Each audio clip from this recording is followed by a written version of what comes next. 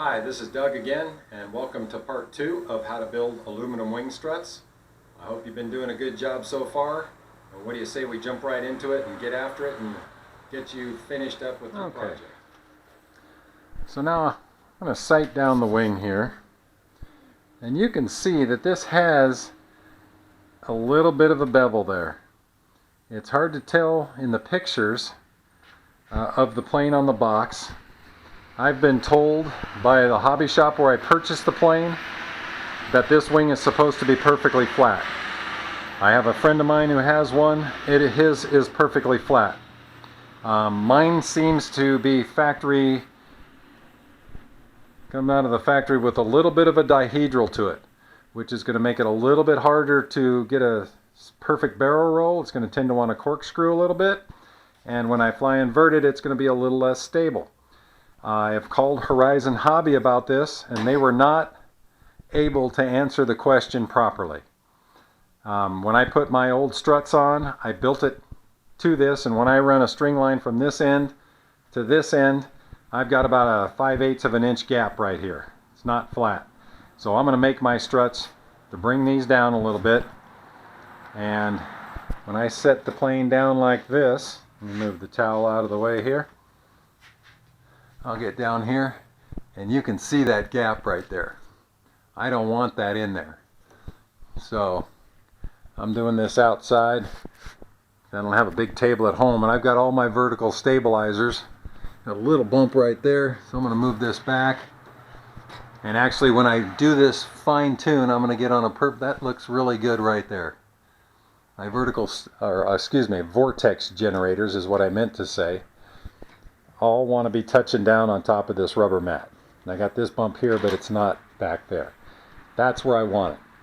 So when I take my strut and put it up here, as you can see, where it fit before just fine with the dihedral built in, it no longer fits fine. It wants to push down. It's pushing this out beyond that end, or when I lift it up, now see the movement there?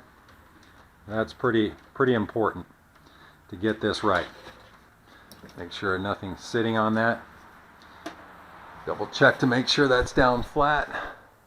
And I'm not sure if you can see that in the camera very well, but I need to put a little weight right there. I don't want any down flex. So what I'm going to do here, well, this is a little heavier. Set that up on there, turn it around this way, and I am going to put a towel up there so it doesn't slip off and damage the wing. Put that right there, and you can use whatever you want to do that. Alright, top of my vortex generators are really nice across there. I like that. I know my truck bed is flat. Alright, so now I'm going to have to check this a little bit and modify a little bit. I will start by taking a little off of this end, and I might have to come down with my bend a little further.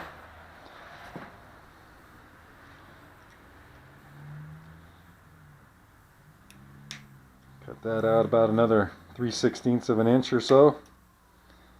And go this route first so I don't overcut.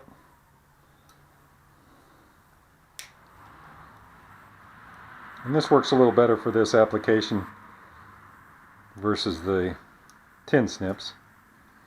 Okay, and I've got my dikes here. Flatten that out. Now I know I'm going to have to cut a little bit off the end there to allow for that to sit properly. And I'm trying to keep track of my metal fragments here. Got a couple on the tailgate here I'll pick up.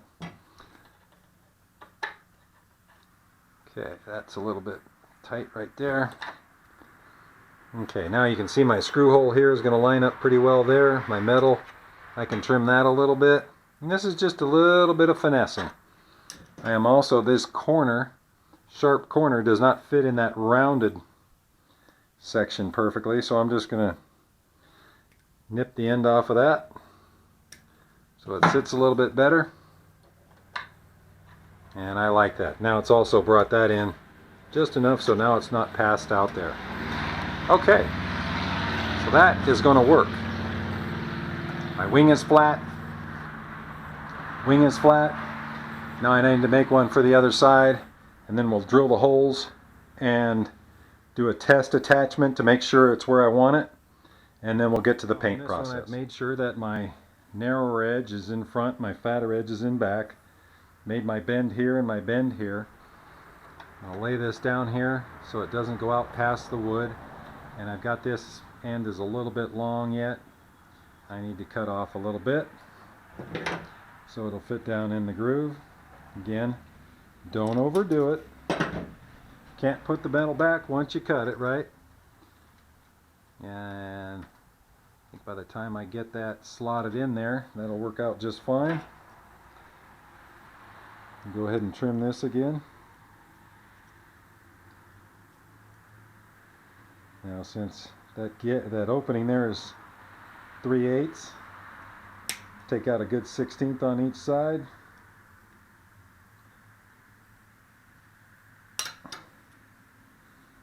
Get a little nip the other direction.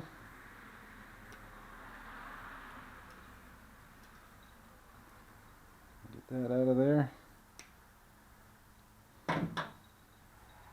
Okay, fatigue that off of there.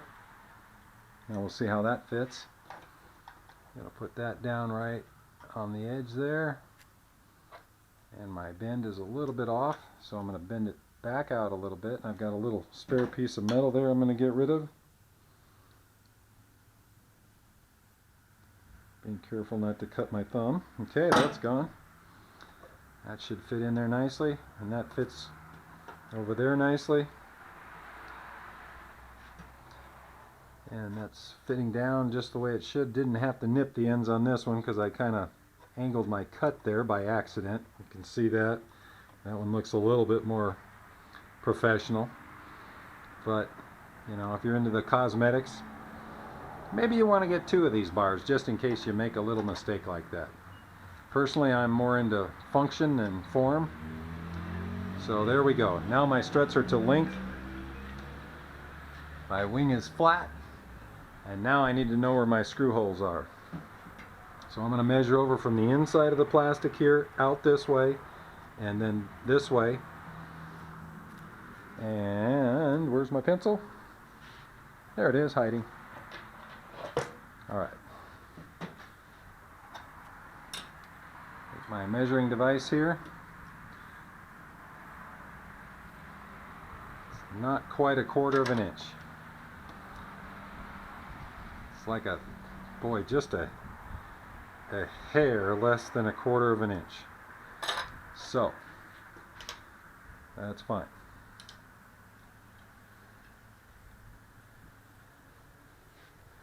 That's a little tricky. Might want to put that up on your towel or something.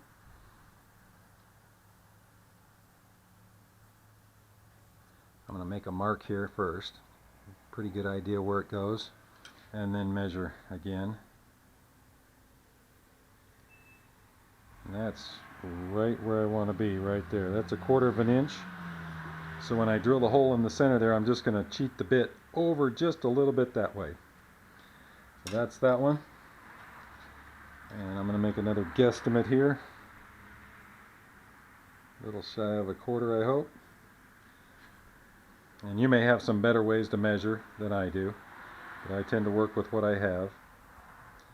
And this one, I'm going to actually put my hole on that side of the line, centering it up. Okay, so now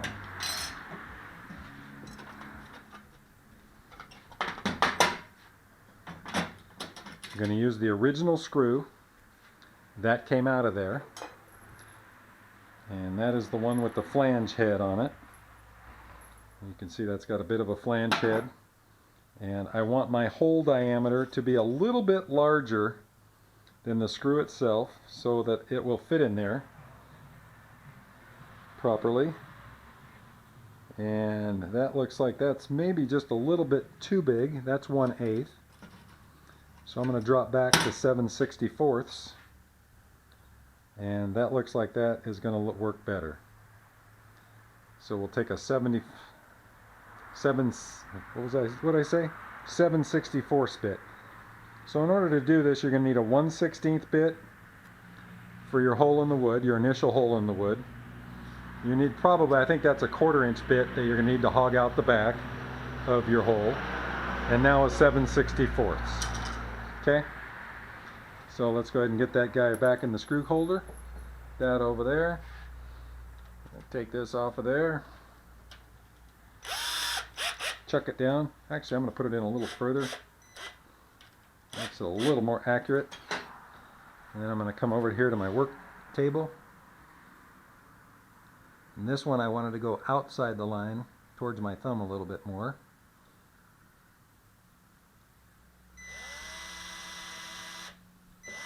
Whoop. I don't want that to happen.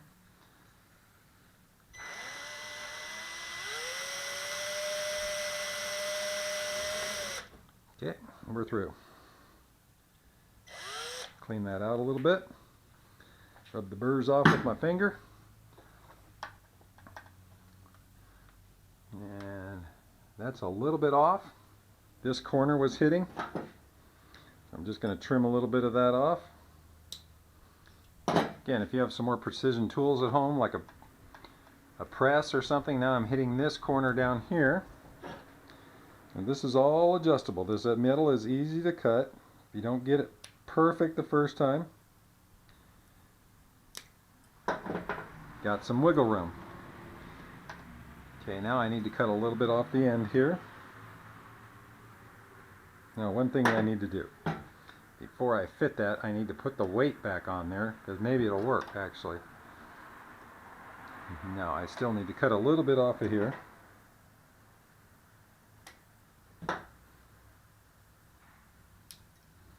Okay. Smooth that out a little bit.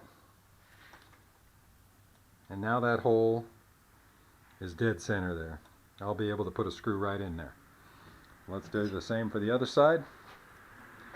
Where's my drill? There's my drill.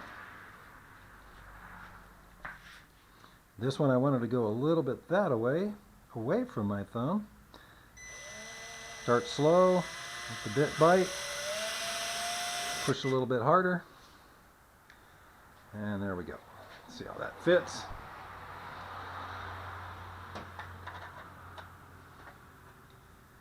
Lost a little bit of my bend there. Okay, and that looks like that's going to fit in there just right. Let's make sure. Test it out. Get the screwdriver there. And my shorter flange to screw, not the other screw. Important to use the right screw. This is the original screw that came with it.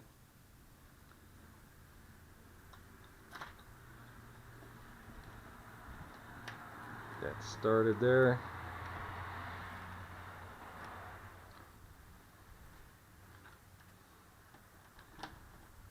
Okay, that's going to work just fine. I don't need to go all the way in with it. I know it's going to work.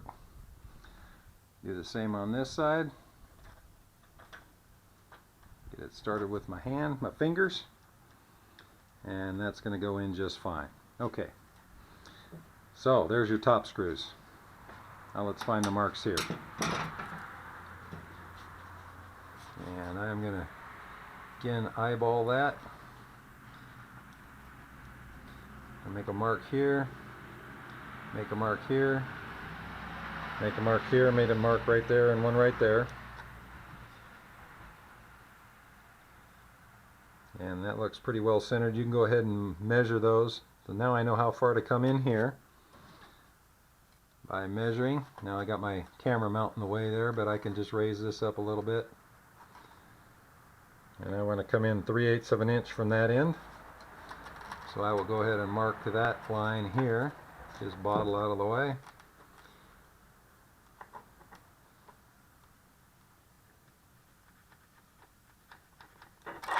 There's that mark. Do the same thing for the other side. Now I have an old wear mark right there on that side. You can see that. and you can see this one on this side. So that'll give me my location there. And this corner coming from this corner is lined up perfectly with the edge of my wood.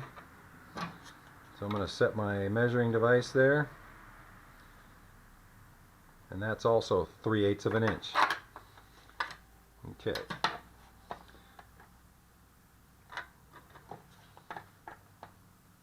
That so it stays put. And there's 3/8 of an inch right there. Now I've got both of those marked. Now remember, the way I found that centered worked real well on my plane was 2 7/16 from the center of that screw to that hole right there. And if it's back or forth a little bit, you just adjust a little bit. It's not going to kill you to be a 32nd of an inch off. My plane flew fine when I had a dihedral in it, and I mean, if you can figure out some more precision ways and you have some better precision tools, that's fine.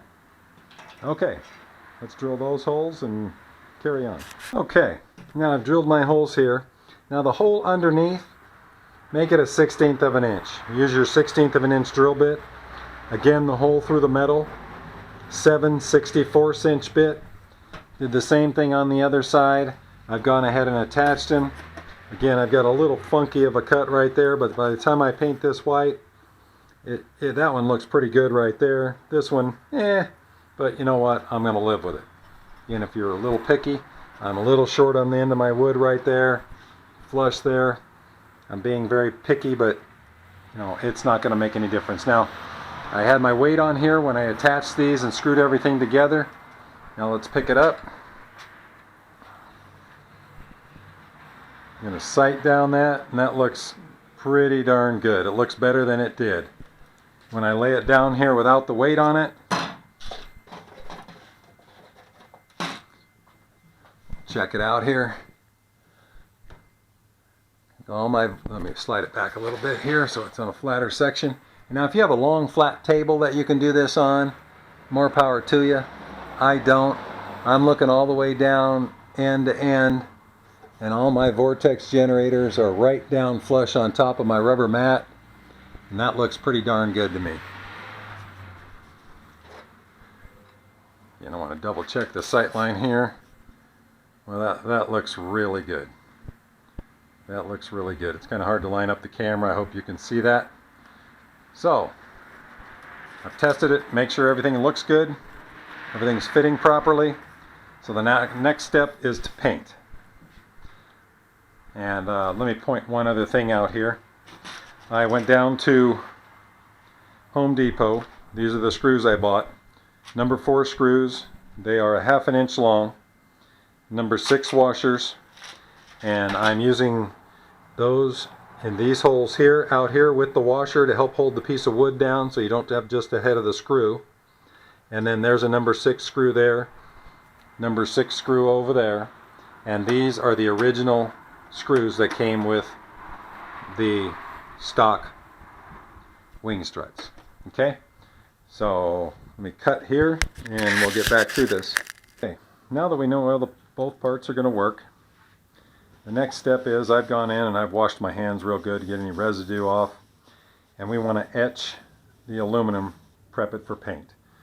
And all we need to do, I'm going to use one paper towel there. I'm going to get a couple paper towels here, and I'm going to pour a liberal amount of vinegar on this, and you're going to get a little bit of your hand oil on the aluminum. It's impossible to, unless you want to wear some rubber gloves or something.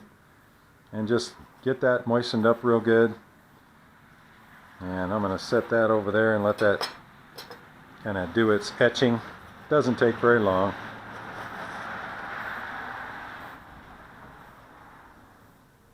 Get that wiped off real good. Make sure I get as much of my hand oils off of there as I can. Again, let that stuff sit in there. Do its thing. Okay, that's that.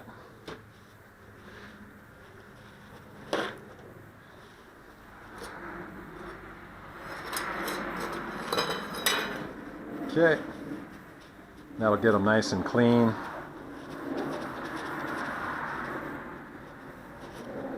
And ready to accept paint. Now what I've done, simply taken a couple of paper clips. I don't know how, you know what, you can get a fishing knot and anything. Taking a couple paper clips, just going to hook it right there. You can use a fish hook if that's what you have. If you have a piece of string handy, that's fine. I happen to have fishing line handy, so I'm going to do that, and I'm going to hang it from some rafters in the back of the house from under the eave.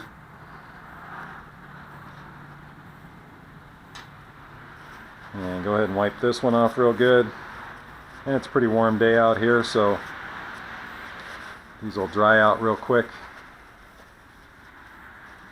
Don't really want any extra vinegar on there when you're painting. And again, that's distilled, white distilled vinegar. This particular bottle has a 5% acidity, and that's more than enough. I've had the paint on these struts for a couple of months now, and aside from where I've dinged it on a curb or something, it's holding up just fine, so it works. And again, put in your paper clip.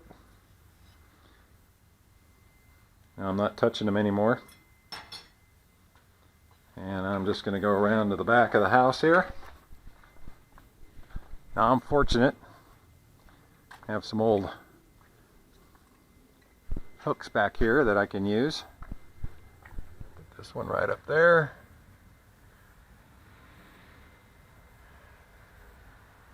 Sure it catches so I don't drop it on the ground. There's that one. And we'll get rid of the wind chime for the time being.